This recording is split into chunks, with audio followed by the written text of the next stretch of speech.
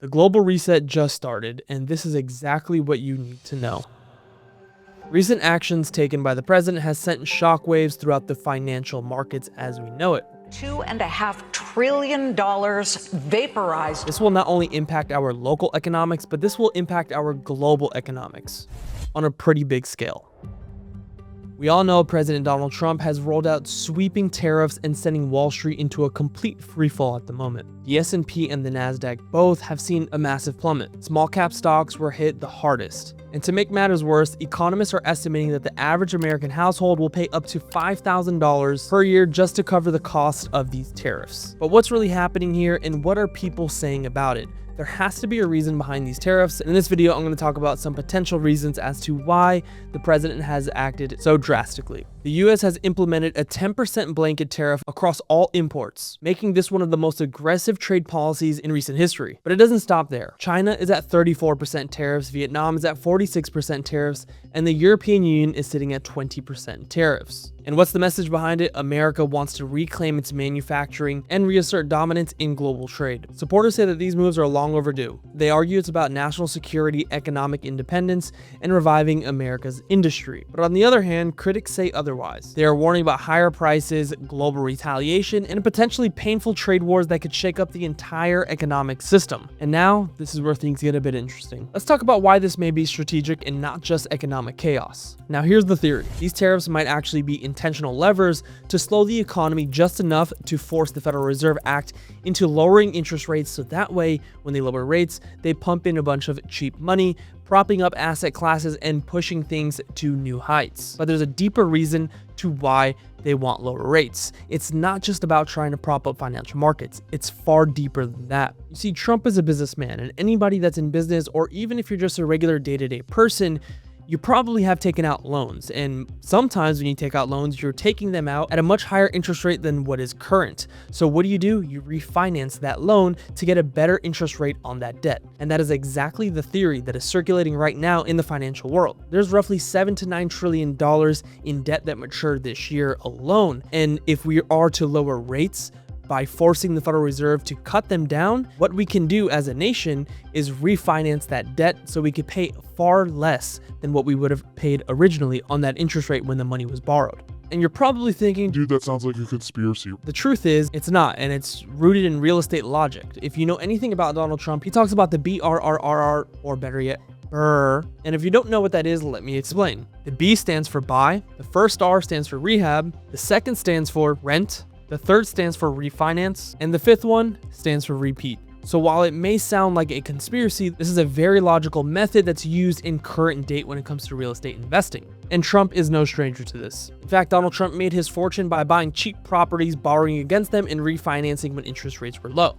He often says, nobody ever gets rich when the interest rates are high. And now some people are saying that he's using that exact strategy, but on a national, or rather yet, global scale.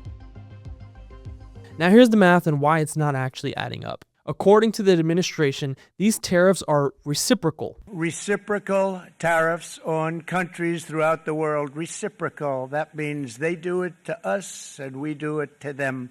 We're charging what other countries charge us. But that's not exactly accurate. Let's take a closer look at China. China charges the US around 6 to 10% on average, not 67%, which is what we're charging them. Vietnam tariffs on the US goods are far lower than 46%, and Australia charges 0, yet now facing a 10% US tariff. So what's really happening here? Well, it turns out that the new tariffs are calculated off deficits, not actual tariffs imposed by others. A strange formula based on our deficits with each nation was used to set the new tariffs. Something that doesn't reflect the broader economic relationship, especially with services exports where the US actually has a surplus. Let me give you some historical context on all of this, because this is not new. The wild part is this conversation about fair trade and protecting American workers isn't just a Trump thing. For decades, leaders from both parties have raised concerns about China, trade deficits, and lost US manufacturing goods. Look, I think the president's doing the right thing. China has been taking advantage of us for two decades.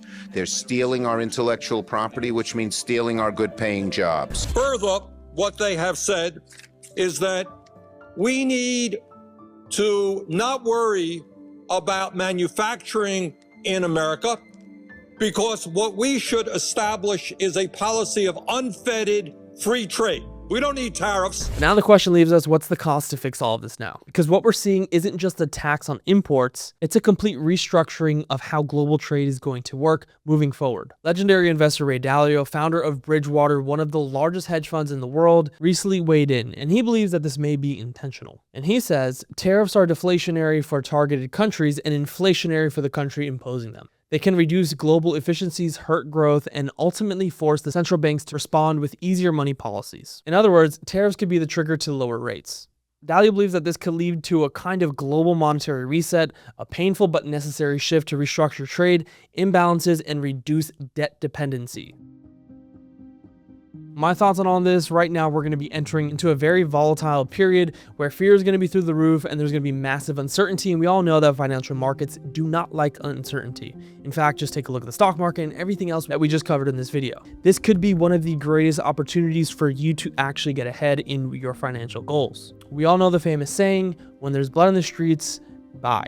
And I think that there is a lot more of that to come. In fact, one of the most constructive things that you could do with this downtime is actually start making a list of asset classes or particular stocks that you've always been interested in, but they've just been too expensive. In fact, I think that they're going to come much further down unless interest rates come into effect. And the moment interest rates do come into effect, make sure that you have that list ironed out, because this would be your chance to actually get your hands on things that you couldn't afford back then. Now, of course, anything I say in this video is not financial advice, nor is it my opinion. I'm just here to give you the data and tell you what I'm doing about it. Something that I've done, I've restructured my portfolio. In fact, in the speculative side, which I put crypto into that basket, I've moved almost all of my holdings just into Bitcoin. I've let go a lot of my altcoins. I just don't think that they're worth holding because they're so much more volatile, which means they have a lot more downside than Bitcoin potentially would have. When it comes to stock, I've been slowly putting small portions of my capital into particular assets that I know will do good and will be around for a very long time. For example, I bought some Amazon, Google, and a bunch of other tech stocks that are very well known. Another thing that I've been doing is putting cash aside. Reason being is because I want dry powder, meaning I could pull the trigger and buy any of the assets that I need when I see the opportunity strikes.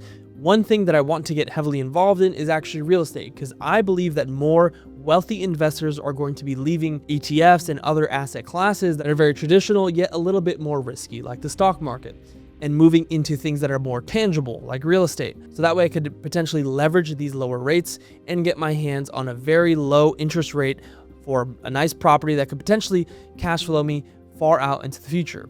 The other thing that I'm doing is still running my algorithmic trading softwares. In fact, my very first one is still up over 60% since I've started it, and it's still performing to this day. In fact, while the stock market took a complete tumble, this account that I'm running has actually made a profit. So it's showing a bit of uncorrelated behavior. This is something that I look for, but it is speculative, so I only have a small portion of my portfolio allocated to that portion of speculative assets, which would be the trading softwares. If you don't know what they are, check out the channel. It's dedicated to documenting exactly what I'm doing with these softwares and showing you the complete journey from A to Z. If you don't want to miss out on a potential opportunity for the next 5 to 10 years, you would subscribe and hit the description link down below, and I will see you on the next one. Peace.